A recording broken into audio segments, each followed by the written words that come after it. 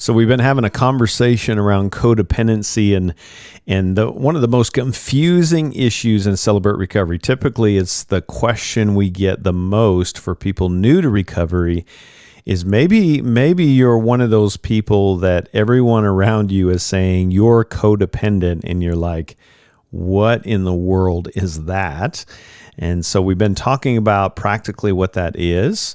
Today, we're going to put some skin on that and hear a life change story as Kareena lets us into this space of her own story and what codependency is.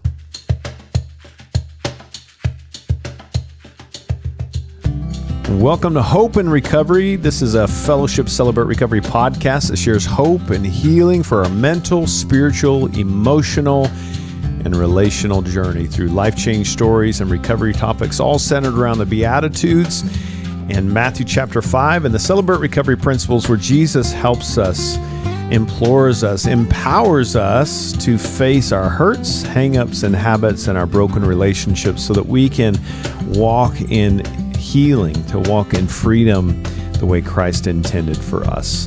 Hey, I'm a grateful believer in Jesus Christ. I struggle with drugs and alcohol and perfectionism. My name is Rodney. I'm the ministry leader and pastor of Celebrate Recovery here at Fellowship Bible Rogers. And it's so good to be here with you today. If you missed the podcast from probably about 5 or 6 podcasts back, I encourage you to go back and listen to that. Doesn't mean you can't listen to this one apart from that and benefit, but it might help you to kind of bring some clarity to this topic, because it is really one of the most confusing topics that we have.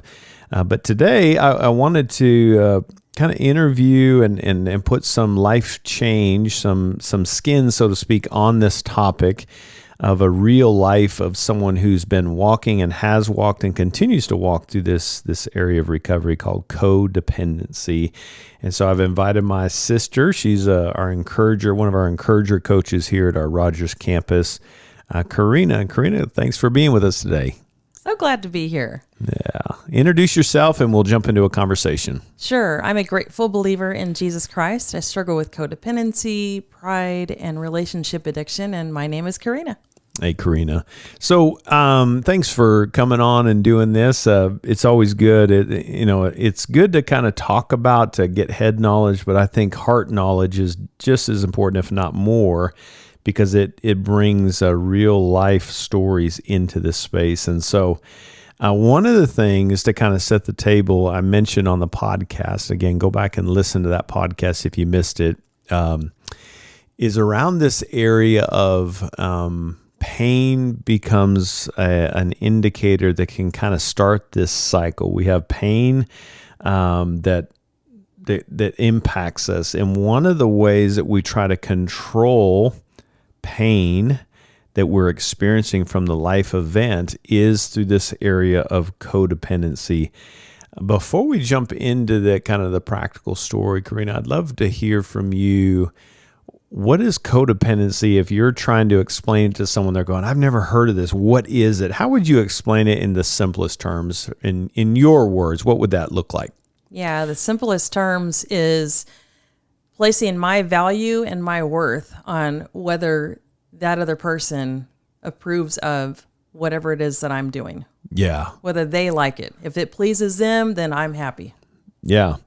Yeah. So and I love that. I love the way you describe that, because it is trying to, you kind of enmesh and immerse yourself into their psyche, their emotional health, their mental health, wherever they are equals where you are. And that can be a dangerous place to be, right? Yes. So how long you been in recovery now? 13 years 13 years, and that's amazing.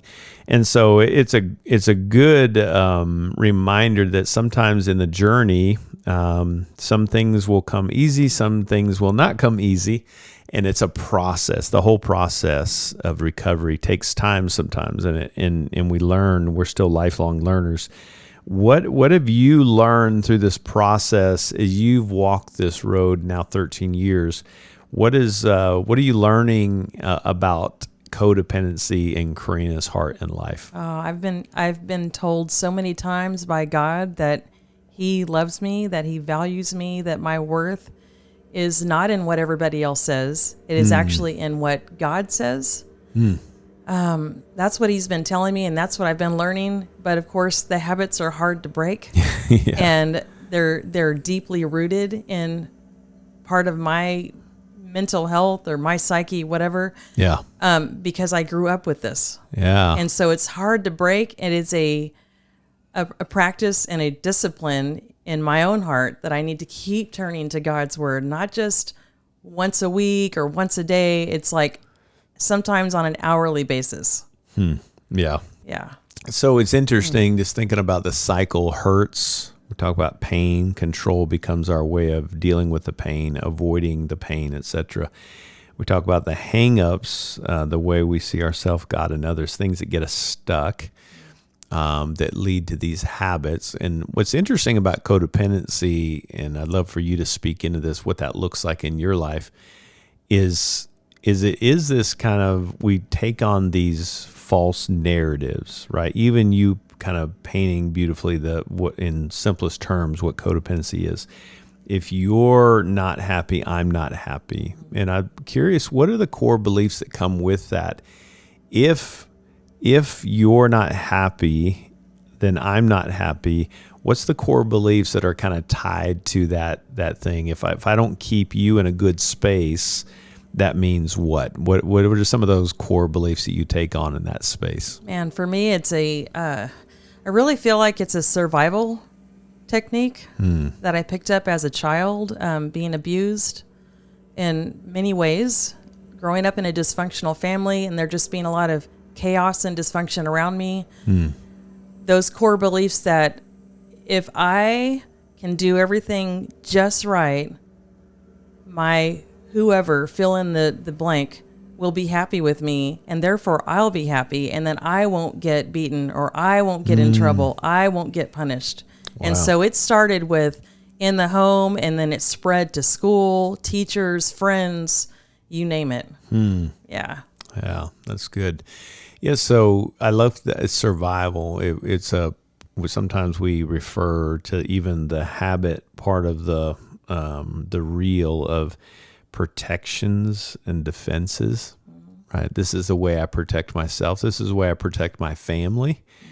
And so I think it's important to say that if you're struggling with this, don't shame it. Right.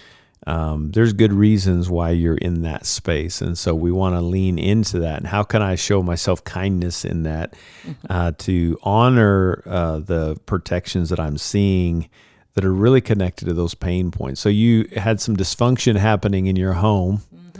Doesn't mean that your family's bad. It just means there's dysfunction, and there's no family that doesn't have it. Right? They all have it. Yeah. So what does that look like? How does that kind of carry into your marriage with codependency? And does that ever create any headaches between you and your husband in that space? Oh, yes.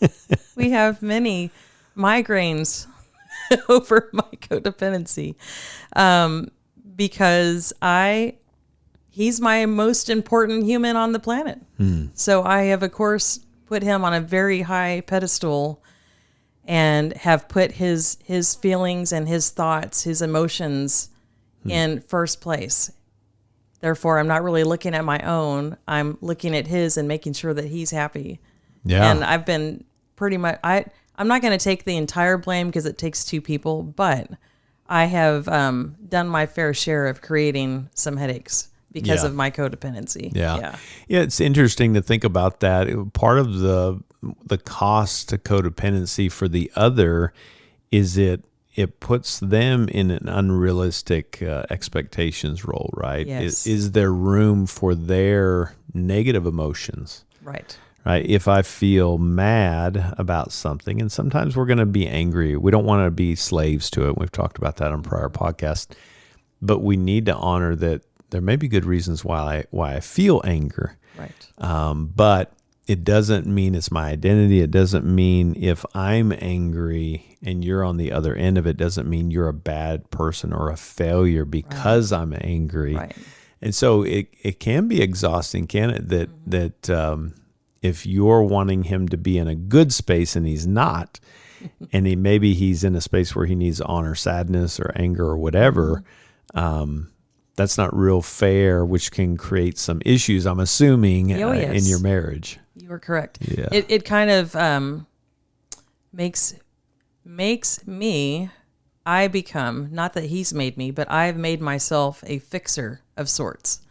If he's not happy, if he's sad, if he's emotional, if he's having a bad day at work, I've got to fix it. Because if he's not happy, then I'm not happy. Yeah. And it's a very selfish mindset to be in. Yeah. Yeah, and I think I touched on this in the Codependency podcast. It's important to note that we're not talking about, that doesn't mean you shouldn't care about your partner's pain, and it's like, you're on your own. I'm not going to be codependent. Suck it up. You're not going to pull me into your narrative.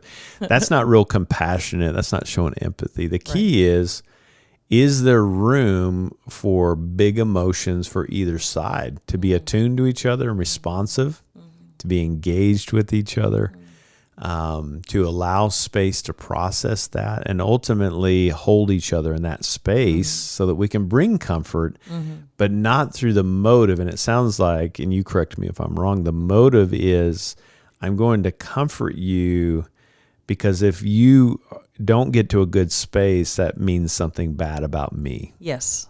It means I'm not doing something right. It's a lot of pressure. It's exhausting. It is very exhausting. Yeah.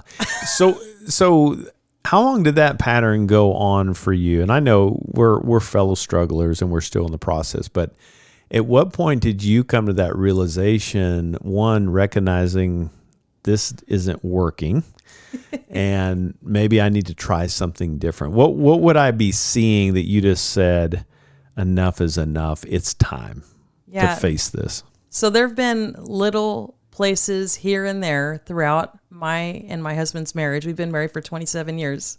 So we've had a lot of time together. But it actually, just in the past month, is when things got so big that it had to be enough is enough. Wow. And then that's when I heard God speaking to me.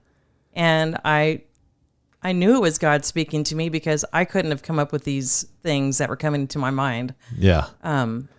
Yeah. So let's, as much as you feel comfortable, I want to honor your husband in this too. But so give me the scenario. What was happening? What am I seeing? Because I think our listeners might be go, oh yeah, I've been there. I know what that is. What was happening, and how did you see that cycle play out? What did it look like? Yeah. So the way the way it played out was, I started out forgetting to tell him that we needed to do something before we went on a 3-hour trip. And this is a very important something, but I forgot. And that was not a big deal that I forgot. There was grace and mercy in that. However, I was feeling in my heart that I was wrong or faulty, or there was something wrong with me personally because I forgot. I was being very hard on myself because I struggle with pride, perfectionism, those things, because I want to always do everything right. And we all know that's not possible. However, this is what was going on in my mind. And when he offered a suggestion, so I was already in a heightened emotional state. He offered a suggestion of what he would do next time, what he might do. And I blurted out, I don't need your suggestions or advice. Because I was angry that he was coming into that space and saying, well, here's what I would do. And I felt like he was agreeing with me in my low view of myself. I kind of thought that he was agreeing, and he wasn't, but that's what my heart told me at the time.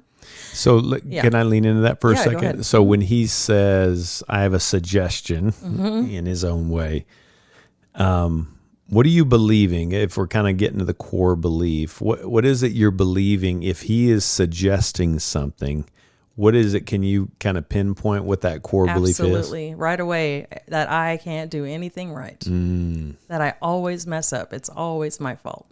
Wow. And none of that is anything that's ever come from his mouth. If you're having to step in, that must mean that I'm broken and I don't have it all together and I'm not perfect. Okay. Hard place. Yes. So I'm assuming there's a lot happening for you in that space, a lot of stuff stirring in your heart, and we're about to see the reaction to that, right? So you say then, I don't need your advice or suggestions. Yeah. And did you mean that? No. And it's kind of funny because I've been told once before, several years ago in my recovery, I was told by a very funny woman who was also in recovery. She's known as the funny woman. Yes, I won't say her name. I'm going to protect her anonymity. She said that the mating call of a codependent is tell me what to do. And here I am. The mating call of a codependent is tell me what to do. Yeah, and here I am, very codependent, needing and wanting to be told what to do, but also being so prideful in the same time that I don't want to be told what to do. I just want you to tell me that you love me and you understand people make mistakes. Yeah. And don't offer me your advice or suggestions. But my reaction obviously incited a reaction in him, which was, okay, you said you're going to, or that you don't want my advice or suggestions, so I'm going to lock that away in my heart. And you're not going to get my advice or suggestions unless you ask for it. Wow. Hit the pause button right there because this is good stuff. This is so good for our listeners. I'm getting a lot out of this. We're talking with Kareena and talking about what codependency looks like in her life. And when we come back, we'll continue the conversation. Stick with us. Hey, friends, if you're looking for a meeting to be around other fellow strugglers that admit that they don't have it all together, taking the masks off to get real and authentic and vulnerable and allowing other people into those scary parts of their heart, of your heart, you can join us. We would always love to have you join us on a Friday night on both campuses in Fayetteville and Rogers. Fellowship Bible, Celebrate Recovery, Friday nights, 6 p.m., Connection Cafe meal, 7 p.m., the main meeting. fellowshipcr.org for more information. Welcome back, talking with Kareena, and right before break, just that idea of that wrestling match you were having. I love the way you're kind of unpacking this for us. If I'm getting feedback, that must mean that I'm getting it wrong, and I just want to pause for a second because I want to kind of honor how scary and lonely, sad that can feel. Can I just shine a flashlight in Kareena's heart if I'm trying to be a private investigator in your heart and I'm seeing overtly, hey, I am a failure because you had to share with me. Any suggestions means I don't have it all together, and just trying to hold that space of how sad that can feel. I don't know if sad is a good word. What are you feeling underneath the surface? Because we're seeing your protections come online, your reactions. Yes. I don't need your suggestions. Yeah. But underneath, if we're staying curious, it's like, that's a hard place. What am I seeing underneath the surface that may not be overt, but it's swimming in your heart? What am I seeing there? A lot of it in my heart is when those kind of things happen, I feel like I need to be isolated and I feel like I need to be alone. Yeah. And that I can't receive the help that somebody's trying to give me. Yeah. Because I don't feel like I deserve it. Yeah. And to feel like I can't deserve it, I don't deserve it. What does that place feel? I think I have an idea. What's that feel like for Kareena? I'm guessing it doesn't feel good. It doesn't feel good. It feels, I don't know. It goes back to being worthless, and I don't know another word to describe it. Yeah, worthless. It's a very lonely place. Kind of a place of despair. Yeah. Yeah. So helpless, hopeless. I don't know what to do with this. You screwed it up again. So I wanted to kind of shine a light in that it makes sense. There's a lot happening. I mean, I'm sure when those words came out to him initially, it's like, oh, what just happened, right? Yeah. But it's so good to kind of lean in to understand, there's some hurt underneath the surface for good reasons. We're seeing this reaction out of you. Yeah. This is that disappointing place that this feels helpless, right? So continuing that story then, you say, I don't need your advice. Yeah. What do you see in your husband's eyes when you say that? Well, we were driving, so we're in a car together, which is probably not the best place to have a conversation like this because we cannot look in each other's eyes. Yeah. And but what I hear from him is what he said to me was, okay, I'm going to lock that away in my heart, and I'm no longer going to give you advice or suggestions unless you ask for it. And I'm telling you, that felt like death. No, that's not what I meant. That's not what I meant. Wait, you have to understand that's not how I meant it. And it didn't matter. It was already done. And he is just such a follower of God that he was like, okay, this is what you said, and we're going to take that at value. Yeah. What you said matters. I'm not going to give you advice or suggestions unless you ask for it. And just over the next 3 days, I think it was, You did some processing. I did some processing, and we talked about it some more, and I cried and cried and cried and cried and cried because I felt like I was dying. And I was dying. I didn't realize why I felt that way, but the next day I was on my way to rehearsal because I serve with the worship team here, and I was on my way to rehearsal, and car is just driving and there's no music or anything playing, and I hear God speaking to me because they weren't ideas from my own heart. And he told me that I'm being pruned, and I saw physical pruning shears pruning a branch. So tell me about that, especially for our listeners that may not be familiar with that practice. I mean, I know you're talking about a passage in the Bible. I am talking about John. What does that mean? God, what does that mean to be pruned? Yeah, I'm talking about John 15 verses 1 and 2. It says, I am this is Jesus. I am the true vine, and my Father is the gardener. He cuts off every branch in me that bears no fruit, while every branch that does not bear fruit, he prunes so that it will be even more fruitful. So this is me being pruned by my Heavenly Father. He's cutting away something that I've been using to survive on. I've been thriving on this codependent behavior. Yeah, I love that. Cutting this off that bears no fruit, because when we're codependent, it's almost like this place of anxiousness, where we're constantly in this place of insecurity in our connection with each other. And that's not bearing a lot of fruit in you, for you, or your husband, or your relationship. Right. And so here's God pruning that. Painful, though. Oh, gosh. Hurts so bad. Cutting is never, cutting off that branch, the sharp blade, just cutting off that branch is painful. So as you're kind of processing this, okay, he's pruning me, doesn't mean it's easier, I'm guessing. No, because it hurts. Yeah. It hurts to get pruned. It really hurts because this has been part of my identity since I was a child. And in my anger, I said, I don't want your advice or your suggestions. I'm actually speaking into reality what God is about to do. And I'm like, why did I do that? In a way, because it's comfortable. It's warm in its mind. You've heard this. I don't know if you guys have ever heard that saying before, but when a person is used to something being a certain way, you just do that and you never change. Even though you might want to change, you don't change because it's comfortable. Yeah. And it's become part of my identity. So it can is hard. We've talked about that.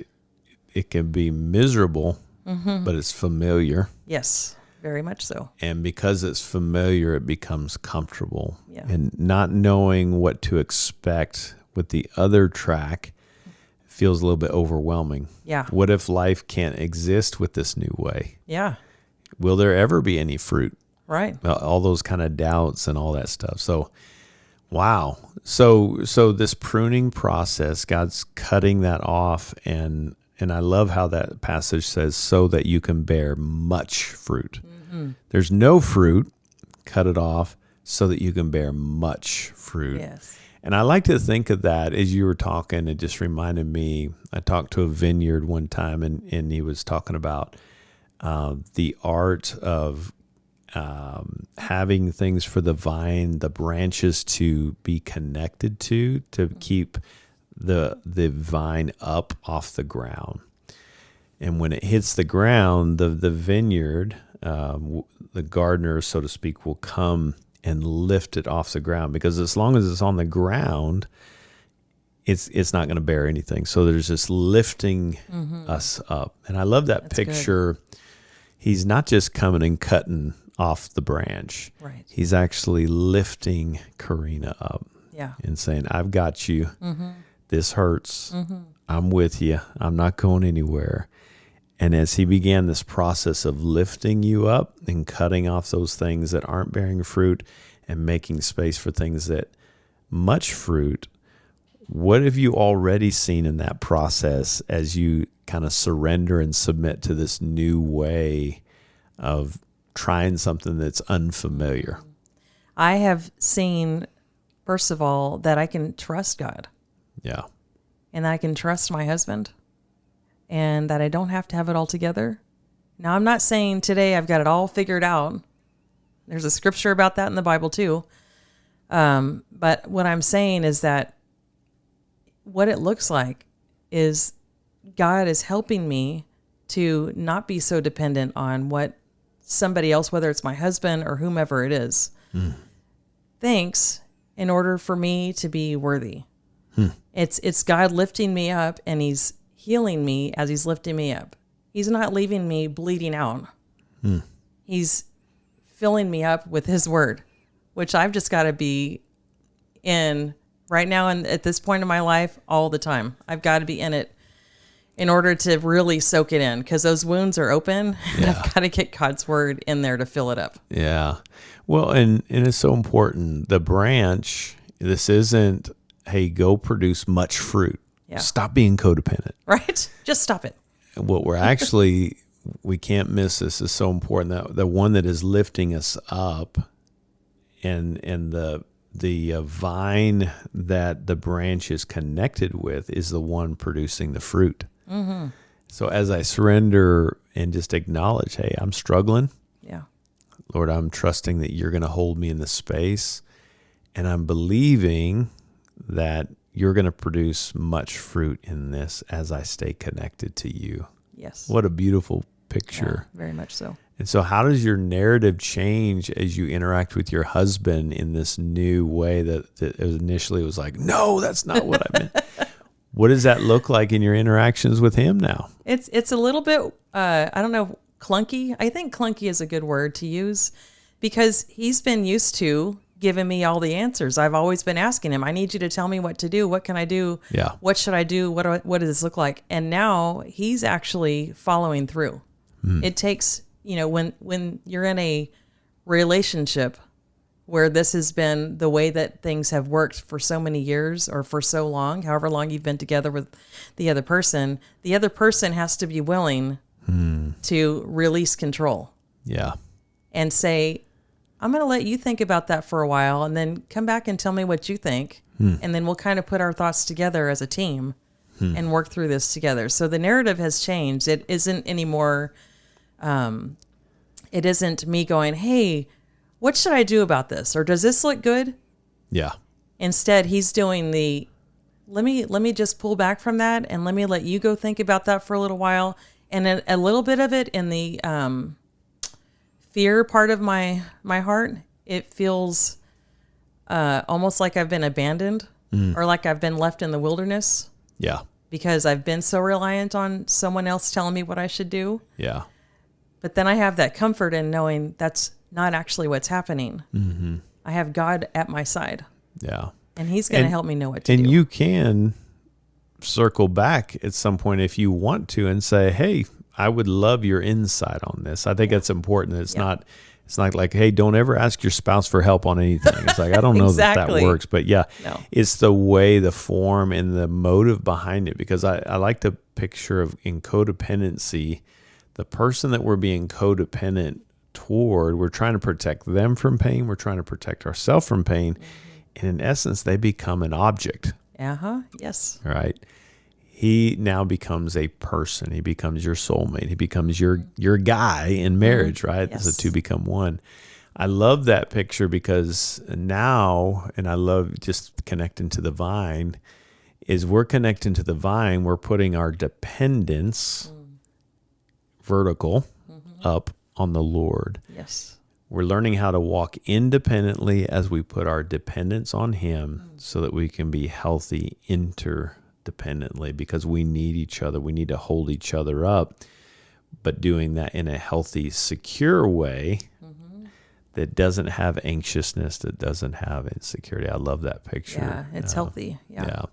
So, Kareena, somebody's kind of figuring this out. They're going, okay, I think I'm starting to figure this out. What's some words of wisdom from your standpoint that you might speak to someone that's maybe figuring out they have codependency? What would you say to encourage them in their recovery process? And what I'd say, first of all, is you're not alone. There are so many people, men and women, who struggle with codependency. You're not alone. This isn't your problem that you have to solve. And that if you don't belong to a Celebrate Recovery, find one near you and be a part of the codependency group if there is one. Seek more knowledge about this, but number one, pray to God and ask him to help you with it, and start to talk to other people about codependency, and maybe you'll be able to get some tools.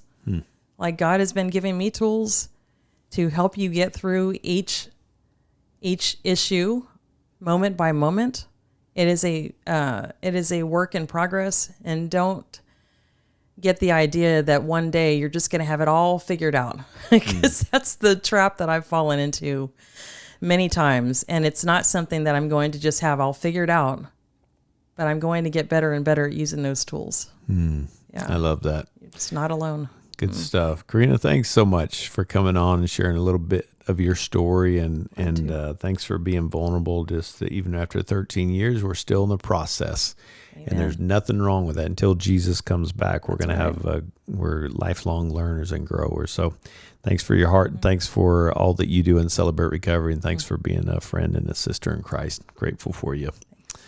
Well, I hope this has been a benefit to you. This is just a process of changing the way we look at others, the way we look at ourselves, as we face the pain, the fear, and we come to a place of reality and take responsibility and address the fears of abandonment or rejection or not getting it right, or kind of connecting the dots to those pain points from our past so that we can walk in healing and freedom. Hope this has been encouraging for you, and you're not alone. As always, if you want to join others that are in this struggle and find freedom and healing from this, so you can walk in a healthy dependence on God independently and a healthy interdependently with others in your life, this is a place to do that. fellowshipcr.org if you'd like more information. Hey, thanks for being with us today. We hope it's been a blessing. Join us next time. Until then, God bless you.